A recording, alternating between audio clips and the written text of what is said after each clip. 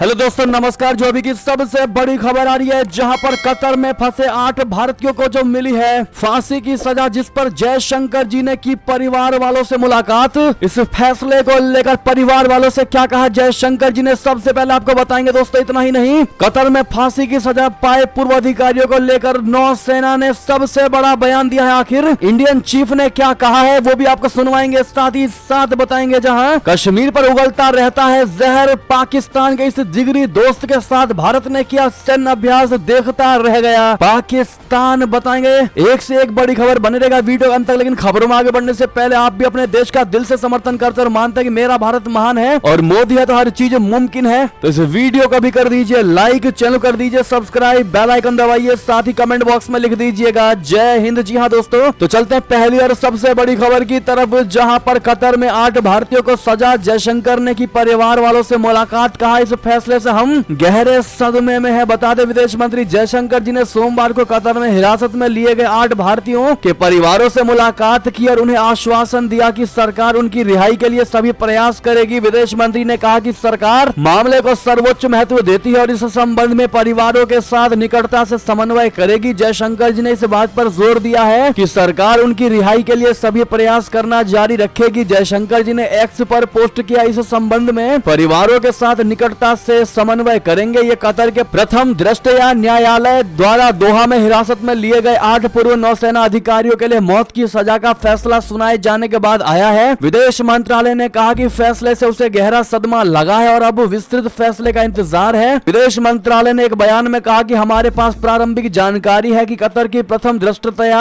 अदालत ने आज अल दहरा कंपनी के 8 भारतीय कर्मचारियों से जुड़े मामले में फैसला सुनाया है। इसमें कहा गया है कि मौत की सजा के फैसले से हम गहरे सदमे में हैं और विस्तृत फैसले का इंतजार कर रहे हैं। हम परिवार के सदस्य और कानूनी टीम के संपर्क में हैं और हम सभी कानूनी विकल्प तलाश कर रहे हैं। इतना ही नहीं दोस्तों, आपको बता दें कि आखिर इसमें पूर्व अधिकारियों को लेकर भारतीय नौसेना क्या कर रही है। इंडियन नेवी चीफ का आया बयान। दरअसल भारतीय नौसेना प्रमुख एडमिरल हरि कुमार ने सोमवार को कहा है कि भारत सरकार कतर में हिरासत में लिए गए 8 भारतीय कर्मियों को राहत सुनिश्चित करने के लिए हर संभव प्रयास कर रही है। बता दें, जिन 8 को सजा सुनाई गई है फांसी की, वह सभी पूर्व में नौसेना कर्मी थे। गोवा में एक कार्यक्रम में बोलते हुए एडमिरल हरि कुमार ने कहा कि अदालत की सुनवाई को ट्रांसलेट किया जाना था और रविवार को हमें प्रदान किया जाना था, लेकिन हमने इस पर विदेश मंत्रालय का बयान चुना। उन्होंने कहा कि सरकार की ओर से यह सुनिश्चित करने के लिए हर संभव प्रयास किया जा रहा है कि हम इस मामले को कानूनी रास्ते से उठाएं और हमें अपने कर्मियों को राहत मिले। जी हाँ, अब ऐसे में दोस्तों, भारत की नौसेना कह लें या पूरा केंद्र सरकार कह लें, भारत के इन 8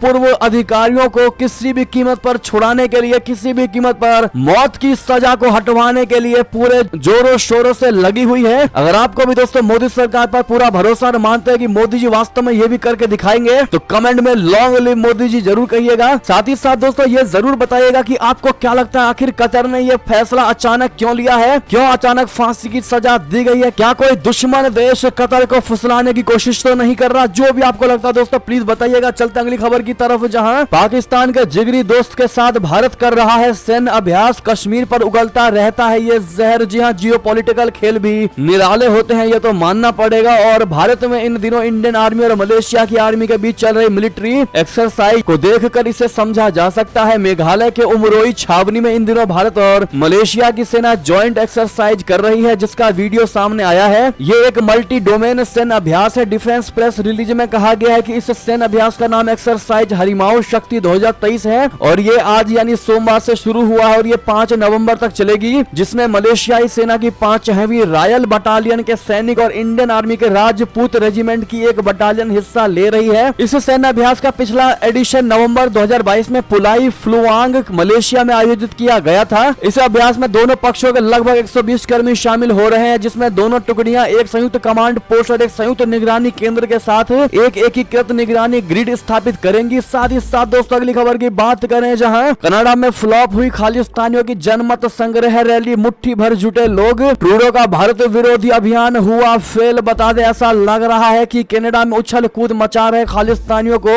बेवजह ही तूल दिया जाता है, क्योंकि खालिस्तानियों को जस्टिन ट्रूडो की सरकार से मिल रहे लगातार समर्थन के बाद भी उनका अभियान बुरी तरह से फेल हो रहा है। कनाडा में खालिस्तानियों का एक और जनमत संग्रह रैली फ्लॉप हो चुकी है। CNN न्यूज 18 की रिपोर्ट के मुताबिक कनाडा के ब्रिटिश कोलंबिया में भारत विरोधी जनमत संग्रह रैली को आधिकारिक तौर पर फ्लॉप घोषित कर दिया गया है। इस जन्म संग्रह रैली के लिए काफी लंबे वक्त से प्रचार अभियान चलाया जा रहा था, लेकिन इसमें काफी कम लोग जुटे। खालिस्तानियों ने इस रैली का आयोजन उसी सरे शहर के उसी गुरुद्वारे में आयोजित किया था जहां जून महीने में खालिस्तानी आतंकवादी हरदीप सिंह निज्जर की गोली मारकर हत्या कर दी गई थी और जस्टिन ट्रूडो ने कनाडाई संसद में इस हत्याकांड के तार भारत सरकार की खुफिया एजेंसियों से जोड़ने की कोशिश की थी। साथ ही साथ दोस्तों अगली खबर की बात करते हैं जहां चीन की वजह से इंडिया अमेरिका की रिलेशनशिप होगी और ज्यादा मजबूत, दोनों के रिश्ते होंगे और भी मजबूत। ड्रैगन की चुनौती दोनों देशों को एक साथ लाएगी करीब, एक्सपर्ट ने किया ये कहकर सबसे बड़ा दावा। बता दे हाल के कुछ सालों में भारत और अमेरिका के बीच रिश्तों में बहुत ही ज्यादा मजबूती आई है, वो भी खासकर प्रधानमंत्री नरेंद्र मोदी के कार्यकाल में। इसी बीच हाल ही में भारत और अमेरिका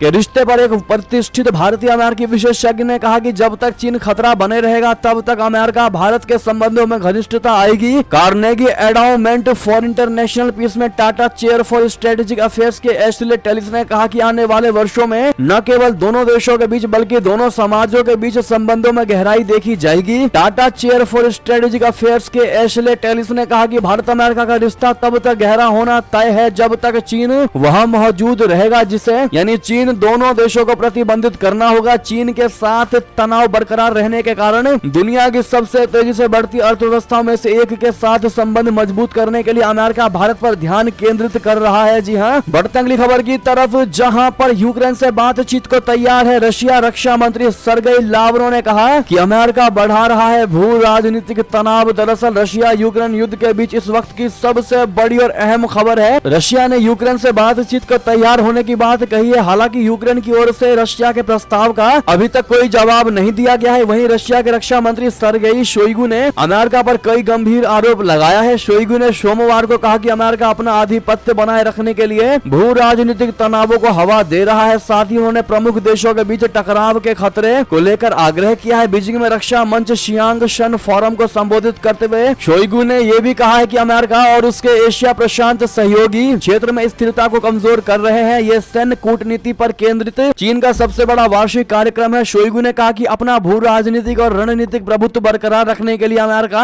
अंतर्राष्ट्रीय सुरक्षा और रणनीतिक स्थिरता के आधार को जानबूझकर कमजोर कर रहा है। उन्होंने कहा कि अमेरिका और उसके पश्चिमी सहयोगी उत्तर अटलांटिक संधि संगठन यानी नाटो के पूर्व की ओर विस्तार से रशिया को धमका रहे हैं। साथ ही साथ एक और खबर की बात करते हैं जहां जम्मू कश्मीर से बहुत बड़ी खबर। जम्मू कश्मीर में फिर टारगेट किलिंग की खबर आ रही है। आतंकियों ने नौपुरा पुलवामा में की उत्तर प्रदेश के मजदूर की हत्या। बता दे दक्षिण कश्मीर के नौपुरा पुलवामा में सोमवार को आतंकियों ने एक श्रमिक की गोली मारकर हत्या कर दी। वारदात के बाद आतंकी फरार होने में कामयाब रहा। पुलिस ने सीआरपीएफ और सेना के जवानों के साथ मिलकर वारदात स्थल और उसके आसपास के इलाके की घेराबंदी कर तलाशी अभियान चलाया है। बीते 24 घंटों के दौरान कश्मीर में यह दूसरी आतंकी घटना है। इससे पूर्व रविवार को श्रीनगर के ईदगाह मैदान में एक पुलिस इंस्पेक्टर आतंकी हमले में गंभीर रूप से घायल हो गया था। पुलवामा से मिली जानकारी के अनुसार नौपुरा के साथ सटे टुमची में आज दोपहर करीब 12:15 बजे स्थानीय लोगों ने गोली चलने की आवाज सुनी। इस पर ग्रामीण जैसे उस जगह पहुंचे जहां से गोली की आवाज आई थी तो उन्होंने वहां एक युवक को मृत अवस्था में देखा। उसके शरीर से खून बह रहा था। इस बीच पुलिस और अर्धसैनिक बलों का एक दस्ता भी मौके पर पहुंच गया। उन्होंने आवश्यक कानूनी औपचारिकताओं का पूरा करके तुरंत उसको अस्पताल पहुंचाया जहां डॉक्टरों ने उसे मृत घोषित कर दिया। जी हाँ दोस्तों, बहरहाल अगर आप भी मानते हैं कि भारतीय सेना इस